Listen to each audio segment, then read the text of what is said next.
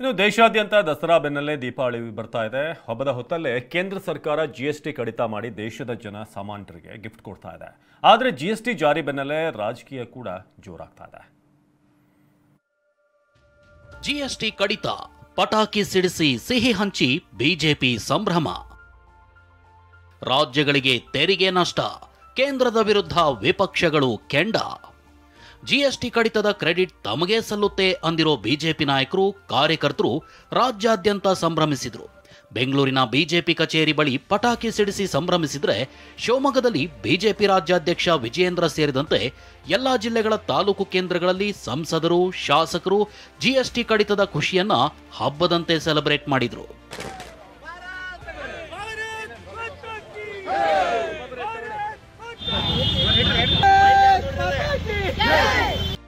BJP ನಾಯಕರು ಈ ರೀತಿ ಸಂಭ್ರಮಾಚರಣೆ ಮಾಡ್ತಿದ್ರೆ, ಇತ್ತ ಕಾಂಗ್ರೆಸ್ ನಾಯಕರು ಕೇಂದ್ರ ಸರ್ಕಾರದ ವಿರುದ್ಧ ವಾಗ್ದಾಳಿ ನಡೆಸಿದ್ರು.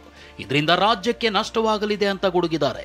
ಬಡವರಿಗೆ ಬಾವಿಗೆ ತಳ್ಳಿ ಮಧ್ಯಮ ವರ್ಗವನ್ನು ನಾಶ ಮಾಡಿಬಿಟ್ಟು MSMEಗಳನ್ನು ಮುಚ್ಚಿ ಉದ್ಯೋಗವನ್ನು ನಾಶ ಮಾಡಿ ಈಗ ಬಾವಿಗೆ ತಳ್ಳಿಬಿಟ್ಟು ಏಣಿ ಕೊಟ್ಟಿದ್ದಕ್ಕೆ ನಾವು ನಿಮಗೆ ಧನ್ಯವಾದ ಹೇಳಬೇಕಾ?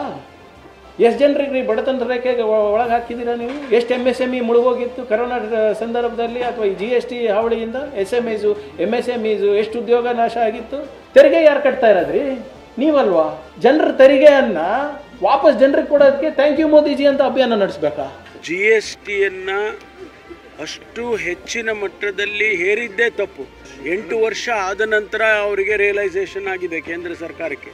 ಈಗ ಇದರಿಂದ ಈ GSTಯಿಂದ ನಮ್ಮ ಕರ್ನಾಟಕ ರಾಜ್ಯಕ್ಕೆ 15-20% ಇನ್ಕಮ್ ವಾರ್ಷಿಕ ಕಡಿಮೆ ಆಗ್ತಿದೆ. 15-20 ಸಾವಿರ ಕೋಟಿ ನಮ್ಮ ಬೊಕ್ಕಸಕ್ಕೆ ನಷ್ಟ ಆಗ್ತಿದೆ. ಅಷ್ಟಕ್ಕೂ ಕಾಂಗ್ರೆಸ್ ನಾಯಕರು ಈ ರೀತಿ ಹೇಳ್ತಿರೋದು ಯಾಕೆ ಅಂತ ನೋಡೋದಾದ್ರೆ, ದರ ಇಳಿಕೆ ಗ್ರಾಹಕರಿಗೆ ಲಾಭವಾದರೂ ರಾಜ್ಯಗಳಿಗೆ ನಷ್ಟವಾಗಲಿದೆ ಅಂತ ಹೇಳಲಾಗ್ತಿದೆ. ರಾಜ್ಯಗಳ SGST ಆದಾಯಕ್ಕೆ 15-20% ನಷ್ಟದ ಭೀತಿ ಎದುರಾಗಿದೆ. 2017ರಲ್ಲಿ GST ಜಾರಿಯಾದಾಗ 5 ವರ್ಷಗಳ ಕಾಲ ರಾಜ್ಯಗಳ ನಷ್ಟಕ್ಕೆ ಪರಿಹಾರ ನೀಡಲಾಗಿತ್ತು. ಆದರೆ ಕೇಂದ್ರ ಸರ್ಕಾರ 2022ರ ನಂತರ ಪರಿಹಾರ ನಿಲ್ಲಿಸಿದೆ. ಈಗ ಹೊಸ ಸರಳೀಕರಣದಿಂದ ರಾಜ್ಯಗಳ ಆದಾಯದ ಮೇಲೆ ಮತ್ತೆ ಪೆಟ್ಟು ಬೀಳಲಿದೆ. ರಾಜ್ಯಗಳ ಆದಾಯಕ್ಕೆ GSTಯಿಂದ 50% ಸಿಗಲಿದೆ. ರಾಜ್ಯಗಳಿಗೆ ವಾರ್ಷಿಕ 85 ಸಾವಿರ ಕೋಟಿಯಿಂದ 2 ಲಕ್ಷ ಕೋಟಿ ನಷ್ಟವಾಗೋ ಭೀತಿ ಇದೆ. ಕರ್ನಾಟಕ GST ಆದಾಯದ ಮೇಲೆ ಭಾರಿ ಅವಲಂಬಿತವಾಗಿದೆ. GST ಸರಳೀಕರಣದಿಂದ ಕರ್ನಾಟಕಕ್ಕೆ ವಾರ್ಷಿಕ 15 ಸಾವಿರ ಕೋಟಿಗಿಂತ ಹೆಚ್ಚು ನಷ್ಟ ಎಂಬ ಅಂದಾಜು ಮಾಡಲಾಗಿದೆ. ಕರ್ನಾಟಕ GSTಯಿಂದ ವಾರ್ಷಿಕ 70 ಸಾವಿರ ಕೋಟಿ ನಷ್ಟ ಅನುಭವಿಸ್ತಾ ಇದೆ. GST ಸರಳೀಕರಣದಿಂದ ಮತ್ತೆ 15 ಸಾವಿರ ಕೋಟಿ ರೂಪಾಯಿ ನಷ್ಟವಾಗಲಿದ್ದು, ವಾರ್ಷಿಕವಾಗಿ ಒಟ್ಟಾರೆ 85 ಸಾವಿರ ಕೋಟಿ ನಷ್ಟ ಅನುಭವಿಸೋ ಸಾಧ್ಯತೆ ಇದೆ. ಹಾಗಾದ್ರೆ ಯಾವ್ಯಾವ ರಾಜ್ಯಗಳಿಗೆ ಎಷ್ಟು ಆದಾಯ ನಷ್ಟವಾಗಲಿದೆ ಅನ್ನೋದನ್ನ ನೋಡೋದಾದ್ರೆ, GST ಸ್ಲ್ಯಾಬ್ ಬದಲಾವಣೆಯಿಂದ ಕರ್ನಾಟಕಕ್ಕೆ ವಾರ್ಷಿಕ 20 ಸಾವಿರ ಕೋಟಿ ನಷ್ಟವಾಗಲಿದೆ. ತಮಿಳುನಾಡಿಗೆ 15 ಸಾವಿರ ಕೋಟಿ, ಕೇರಳಕ್ಕೆ 15 ಸಾವಿರ ಕೋಟಿ, ತೆಲಂಗಾಣಕ್ಕೆ 7 ಸಾವಿರ ಕೋಟಿ, ಹಿಮಾಚಲ ಪ್ರದೇಶಕ್ಕೆ 1 ಸಾವಿರ ಕೋಟಿ ನಷ್ಟವಾಗಲಿದೆ.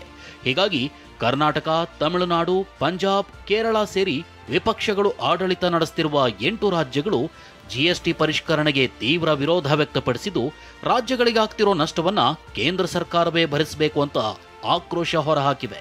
ಆದರೆ ಬಿಜೆಪಿ ನಾಯಕರು ತಿರುಗೇಟು ನೀಡಿದ್ದಾರೆ. ನರೇಂದ್ರ ಮೋದಿಯವರ ಸರ್ಕಾರಕ್ಕೆ ಕರ್ನಾಟಕದ ಪರವಾಗಿ ನಾನು ಅಭಿನಂದನೆ ಸಲ್ಲಿಸ್ತೀನಿ.